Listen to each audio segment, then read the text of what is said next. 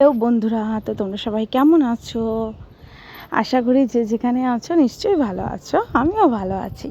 তো আর বেশি দিন তো নেই, আমাদের সকলে দুর্গাপুজো আসতে চলেছে।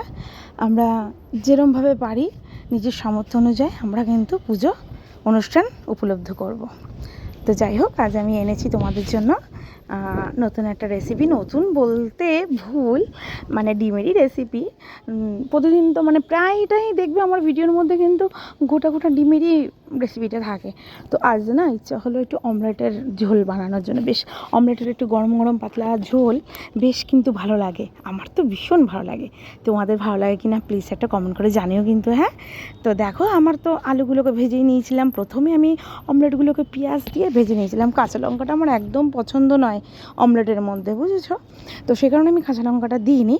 আর মশলার মধ্যে বেটে নিয়েছিলাম রসুন, আর রসুনটা একটু বেশি ছিল, আদা ছিল না, একটু পেঁয়াজ আর একটু শুকনো লঙ্কা, ব্যাস। আর টমেটোটাকে আমি পেস্ট করে নিয়েছিলাম। আজকে রান্না করতে করতে বন্ধুরা যা গরম না ও ভাই, তার মধ্যে জানলা দিয়ে গরম রোদ আসছে।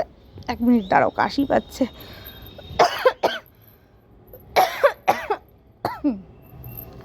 গলা শুকিয়ে গেছে বকবক করতে করতে। তো যাই হোক, রোদ আসছিল এত, আমার ভীষণ গরম লাগছিল, তাই আমি তাড়াতাড়ি করে যেরমভাবে পেরেছি তোমাদেরকে ভিডিওটা দেখানোর চেষ্টা করেছি।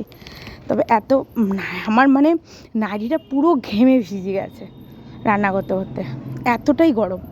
তো ফাইনালি দেখো, আমার অমলেটের ঝোল প্রায় রেডি। বলেছিলাম আগেই যে হালকা পাতলা একটু ঝোল খেতে ইচ্ছা করেছে, তাই আমি হালকা পাতলাই ঝোলটাকে রান্না করেছি। আর লম্বা লম্বা আলু দিয়ে আর অমলেটের ঝোল করেছি। এটা না আমার ছেলে মেয়ে আর আমি কিন্তু ভীষণ ভালোবাসি। তো যাই হোক, তোমরা কিন্তু অমলেট কে কে খেতে ভালোবাসো আমাকে কিন্তু কমেন্ট করে জানিও, ঠিক আছে? আর একটা কথা, কী বিষয়টা বলবো ভাবছিলাম, মারাত্মক গরম ভাই, সত্যি কথা মারাত্মক গরম।